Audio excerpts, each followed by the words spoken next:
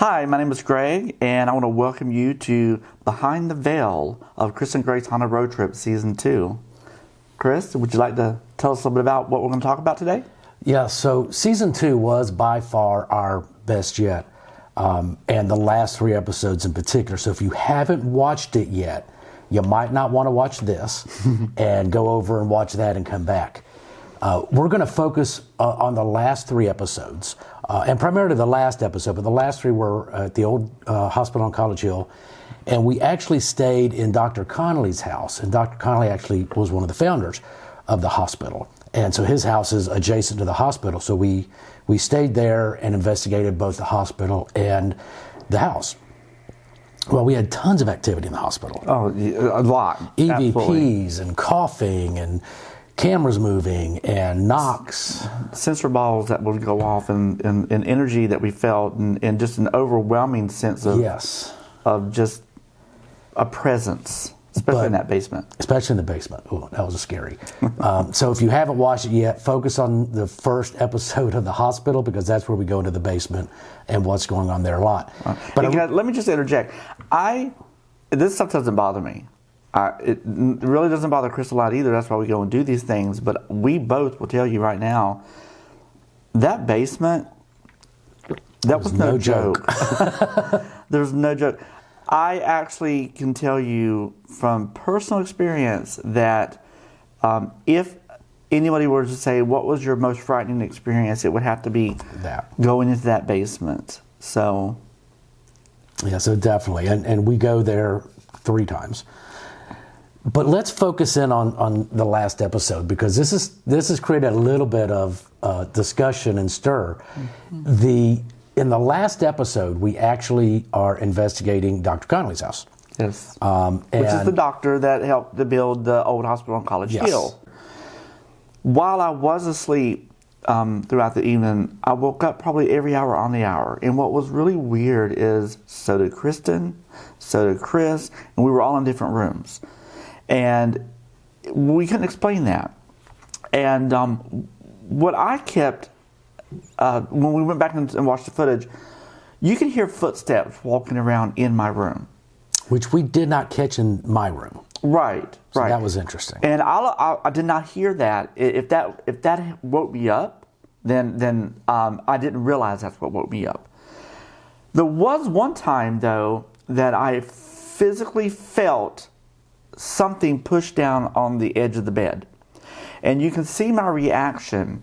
I reach around, it wakes me up, and I reach over, and I feel, was there something there? And if you look, did somebody sit down closely, you can actually see a shadowy figure go right in front of the bed, literally a second before I react. Yes. And so that tells me something woke me up. But that's not the scary part. No. Fast forward, I think it was a couple hours later. Again, I was asleep, never woke up. But there's some movement underneath my blanket. And the blanket is literally like jumping. I couldn't explain it. I was asleep on my side, so wherever it would have been like on my side. And I can promise you, it was not me. I was not doing anything. Well, if you look, you can even see you're laying on this arm. Mm-hmm. You're not on your side. You're kind of on your front forward side. And so in order to do that, you would have had to have been kind of twisted in a way. And so... Right after the blanket stops moving, if you look at my neck area, you'll see this pitch black. And it looks like it slithers around my neck and disappears. It's just gone. And keep in mind, we are filming in infrared. So it would not show color in that manner. And it was void of light.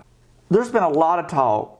People have said, oh, it was a rat. Well, first of all, I've never seen a rat that's the size of, that would be that big. That would not wake me up. I mean, if a shadow going by my bed wakes me up, do you not think a rat having some kind of a fit would not wake me up? And I think, along with the rat, I think it's important to say we saw absolutely zero pest, rodents, Not even a bug. Not even in the house, but around the house or in the hospital, which is being renovated, and parts of it is just trash. There were no rodents of any kind. No, it's very well maintained as far as that goes. The house was spotless. So we're pretty sure we could rule out the rat. Oh, there was no rat. There was no snake, even though it looked like it was a snake type. That I know you would have found. Whoa. So originally we thought it could have been a shadow creature. We weren't sure. But after a little bit of research, we found that there is a creature called the Nelucephalia.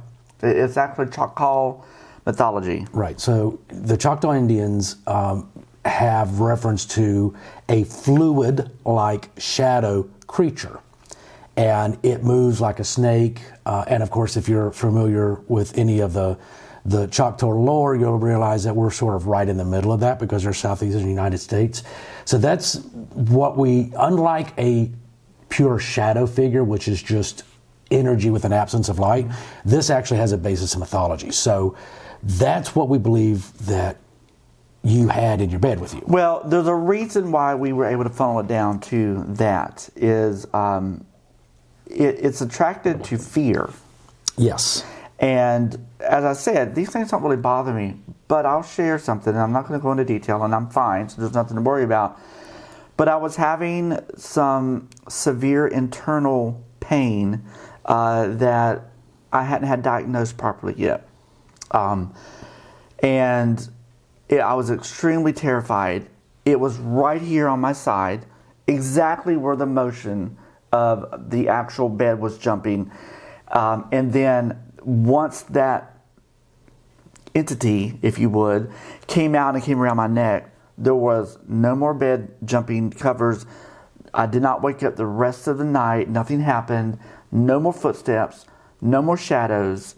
It was completely silent. And we checked. Greg does most of our cam research. He's reviewed it. I've reviewed it. After that, nothing. There's absolutely no more activity that any of us capture in the house. So that's really compelling when you think about it. I will say this. We have had some crazy encounters since we started this road trip. And we've had some crazy and bad encounters since we started this. Educational. So maybe we should say experiences. We've had some crazy experiences. Yes. So what we have seen a pattern with is where there has been a lot of trauma, we tend to see more or experience more activity. So Trans-Allegheny Lunatic Asylum in West Virginia, our very, very first location, we encountered their legendary creeper. We actually caught it on film, and it's this gray blob type mass, if you would, that slithers its way up the walls, across the ceilings, and we caught that type of an entity in season 1. So if you haven't seen it, you really should go check that out. When we were at another area, it was in Georgia called Central State Hospital, it's another asylum there, we experienced the most disturbing emotional conflict, if you would, that we had ever experienced in our life, to the point where I never want to go back there. I do not want to experience that a second time. Well, I want to get back to the Nelucephalia for a minute, because as you said, it feeds on fear. Right. What better place to have fear than a hospital? Right. So if you think about this entity feeding off of the fear that's in the hospital and then sort of laying dormant, and then the fear you had going through the hospital, suddenly it's following you and follows you back to the house, which, you know, is literally a few feet. But right. I can completely see where that could occur. It lives where fear stayed, and it's stayed and continues to feed. So if you think about it, you have people coming through there, investigators coming through there, and sometimes they even do Halloween escape rooms and stuff. So there's enough fear there generated. If you watch the show, you'll see some of the props. You will. They scared the what out of us several times because they scared the what out of you. But if you think about that, there's enough fear kind of on a regular cycle for it to stay. Mm-hmm. And so I'm really impressed that we caught it, first of all. It was just quite a shock to me when I was reviewing the footage to help with the editing. When I saw that, I literally had to watch it again immediately, and I went and got Chris, and I was like, "You're not going to believe this. You're not going to believe this." You screamed at me. Get over here! I know. So, I think to bring this to a close.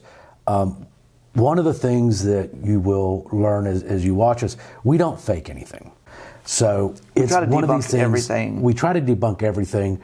There's a number of things that we were able to debunk at the hospital, at all of the places. We've been able to debunk things. We don't always show it on camera because we're limited on time and how we want to edit this. But when we tell you something like this, or we show you something like this, we're sharing with you the best experience and the most knowledge that we have as to what's going on. There was nothing fake about it. And we've got the original video. More than happy to let people look at it. It's online. It's online, yeah. So the unedited version, we do zoom in.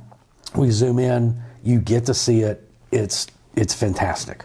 As Greg said, the Creeper from season 1, same thing. And you see it, and it's amazing. You see the eyes. If you haven't watched season 1 yet, please go do that. Mm-hmm. If you haven't watched season 2, please go do that, because very shortly we're going to have the season 3 announcement. Yes. Oh, I'm so excited about season 3. Season 3 is going to be awesome. Yes, it's going to be something we've never done before on a mass scale. And it's going to be something, it's going to be places that you likely have not seen on any show. So, period. More to come on that. So with that, thank you all for spending some time with us. Yes, thank you. We look forward to season 3 and hope that you enjoy it as much or more as the previous seasons. And please, we welcome all comments. We love constructive criticism. Please, share with us. But we also love to hear what you love about it. What are we doing right? What can we continue to do? So if I learn one thing from my old job, it's, what should I start doing? What should I stop doing? What should I continue doing? And we have that motto. We call that Voice of the Customer. Until later, see you behind the veil. Thanks.